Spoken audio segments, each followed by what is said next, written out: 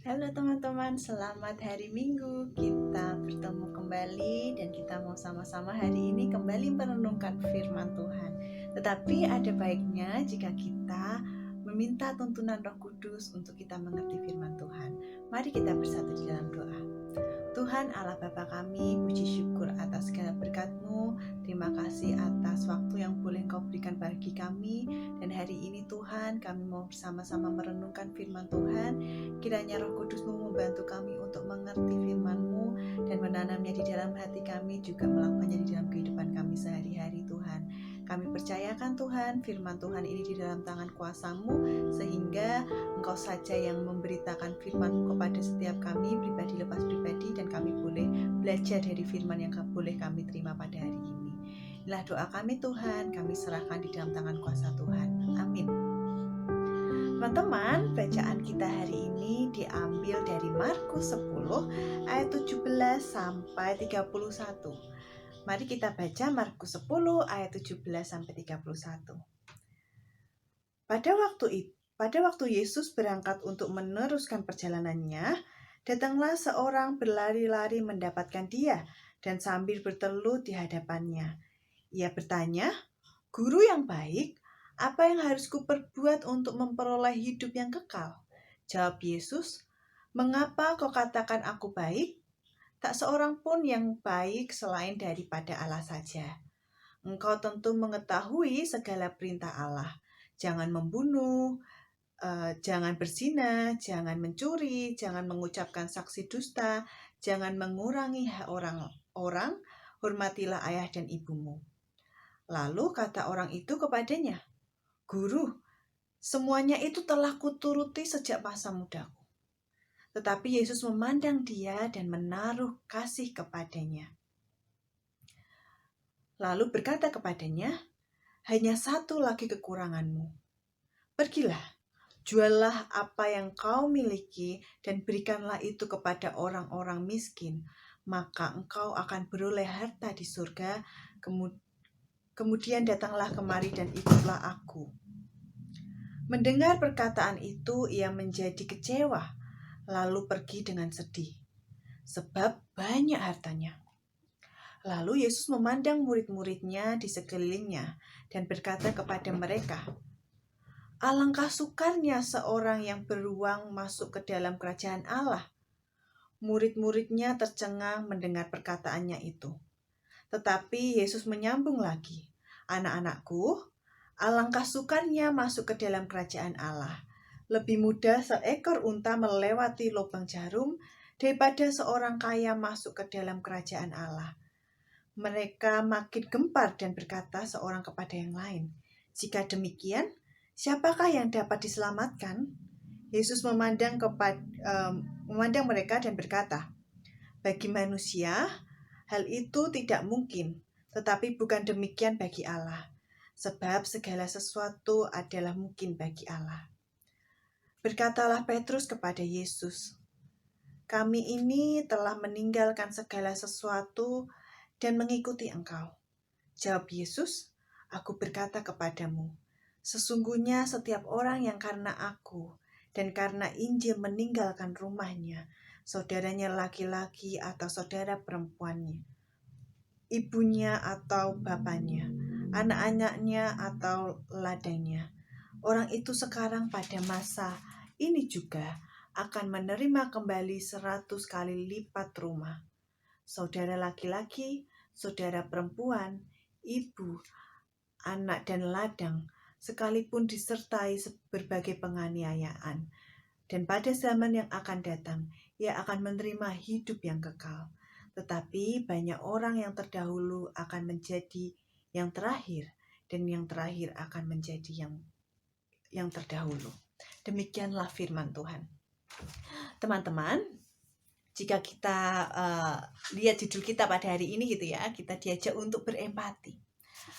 Teman-teman, gimana sih rasanya dimengerti dan dipahami oleh orang lain? Rasanya sangat menyenangkan, bukan? Kalau aku pribadi sangat senang tuh teman-teman, kalau ada orang yang memahami dan mengerti aku. Tetapi teman-teman, terkadang kita terlena terlena pada zona nyaman kita untuk dipahami dan dimengerti. Tapi kita lupa untuk mengorbankan diri untuk memahami dan mengerti orang lain. Bahkan nggak hanya lupa, mungkin kita nggak mau gitu ya. Karena ketika kita memahami dan memahami dan mengerti orang lain begitu, berarti kan kita mengorbankan hati kita, mengorbankan pikiran kita untuk mendengarkan orang lain, untuk mencoba melihat dari sisi orang lain gitu kan, mengorbankan keegoisan kita yang melihat dari sudut pandang kita sendiri begitu. Nah, sayangnya kita seringkali terlena tuh pada zona nyaman kita dan tidak mau melakukan itu. Nah, hari ini kita mau diajak sama-sama untuk berempati. Belajar untuk memahami orang lain, merasakan apa yang dirasakan orang lain dengan melihat sudut pandang mereka. Kalau kita umpamakan dengan memakai sepatu gitu ya, kita tuh sedang belajar untuk memakai sepatu orang lain, berdiri di atas sepatu orang lain. Gimana sih rasanya? Apa sih yang mereka alami? Bagaimana sudut pandang mereka dengan memakai sepatu itu begitu. Nah, begitulah empati. Nah, hari ini bacaan kita kisah yang kita baca hari ini gitu ya teman-teman, tidak hanya berbicara semata mengenai kekayaan aja, tetapi itu juga berbicara tentang bagaimana berempati. Kalau kita lihat sikap Tuhan, ketika Tuhan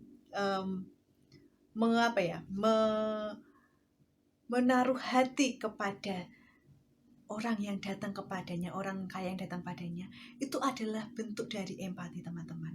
Kalau kita lihat pertama apa yang Tuhan lakukan, Tuhan mau mendengarkan. Berempati diawali dari mau mendengarkan. Tuhan mendengarkan dulu nih, ketika orang kaya itu datang, Tuhan gak langsung jalan begitu aja, enggak. Tetapi Tuhan berhenti dan Tuhan mendengarkan apa yang mau orang kaya itu katakan. Dan ternyata orang kaya ini menanyakan tentang hidup yang kekal, bagaimana cara hidupnya kekal. Dan di sini Tuhan gak hanya mendengarkan, Tuhan juga memperhatikan apa yang dikatakan orang itu. Tuhan bahkan bilang, kenapa kamu bilang aku baik? Padahal yang baik itu hanya Allah gitu loh. Allah itu yang baik dan kamu sudah tahu apa yang harus dilakukan untuk masuk hidup yang kekal gitu kan. Jangan ada banyak gitu ya. Jangan membunuh, jangan berzinah dan lain sebagainya. Dan itulah yang kunci untuk masuk ke hidup yang kekal begitu kata Yesus. Tetapi ternyata Yesus tidak hanya memperhatikan. Yesus menaruh hati kepada orang tersebut. Ketika orang itu bertanya, ketika orang itu berkata kan dia waktu itu, aku sudah melakukan semua ini Tuhan gitu.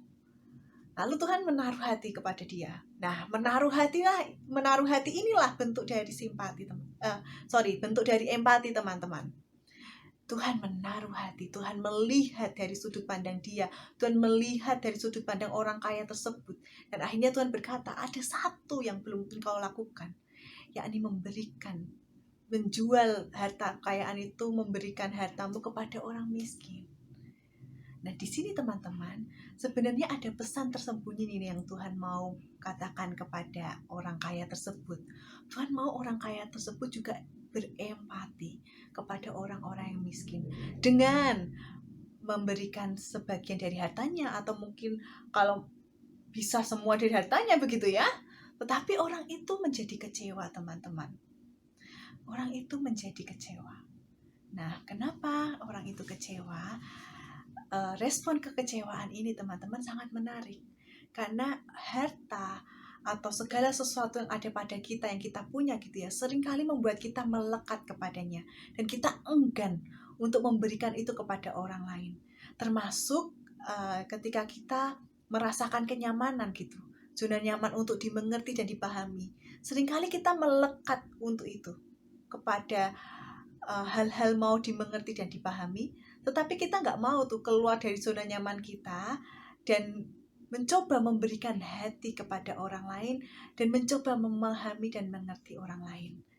Nah, itulah teman-teman pesan tersembunyi di balik sana kamu pergi jualah hartamu dan bagian pada orang miskin.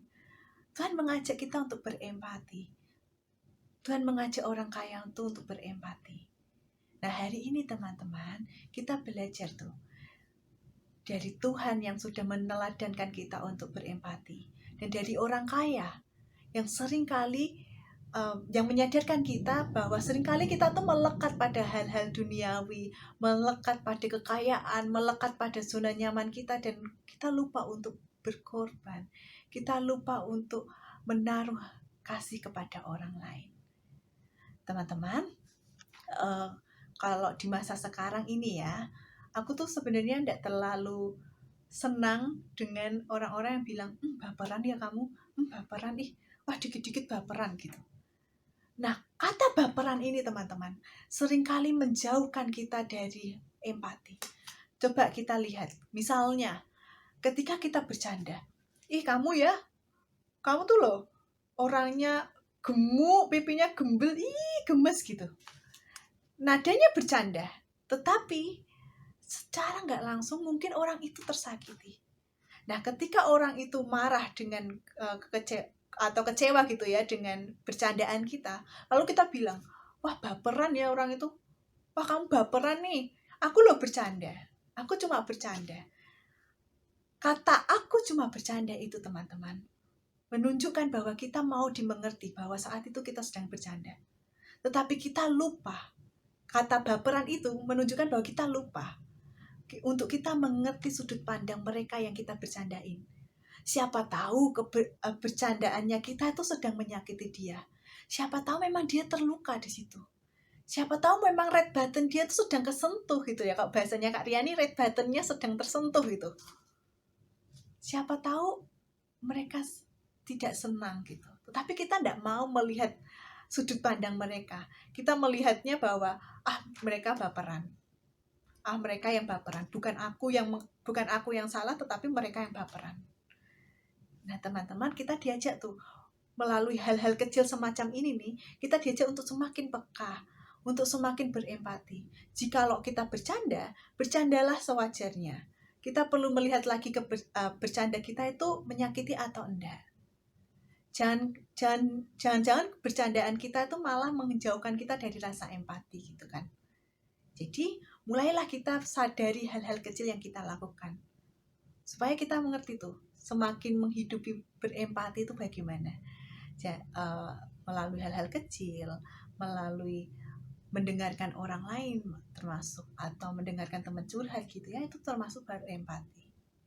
Tetapi ada baiknya ketika kita tidak hanya mendengarkan, kita juga memperhatikan dan juga kita menaruh kasih kepada mereka. Nah, itu empati yang sesungguhnya. Nah, teman-teman, pertanyaannya adalah, sudahkah kita berempati? Allah kita tuh Allah yang berempati, teman-teman.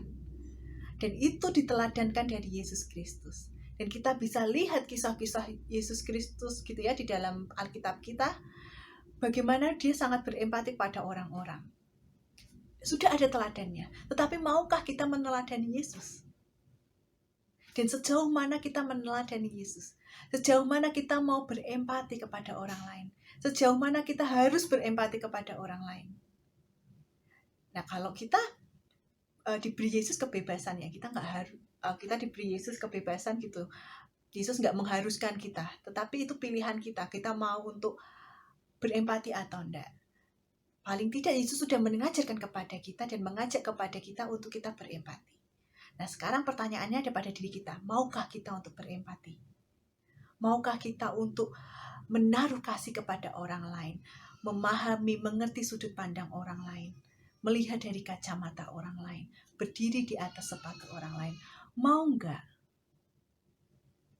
Nah, teman-teman, marilah kita minta hikmat Tuhan untuk kita tuh mengerti, untuk kita semakin sadar dan semakin berempati di dalam kehidupan kita.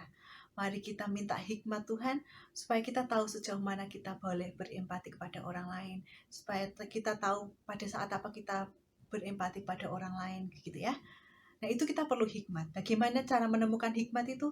Ya dengan kita mendekatkan diri pada Tuhan, pada firman Tuhan, pada komunitas-komunitas gitu ya, berkomunitas di dalam Tuhan begitu.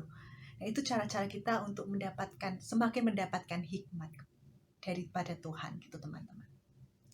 Nah, mungkin itu teman-teman, kiranya firman Tuhan pada hari ini yang mengajak kita untuk berempati boleh masuk ke dalam hati kita masing-masing, boleh kita dengarkan masuk ke dalam hati kita, dan nantinya boleh kita praktekkan di dalam kehidupan kita sehari-hari.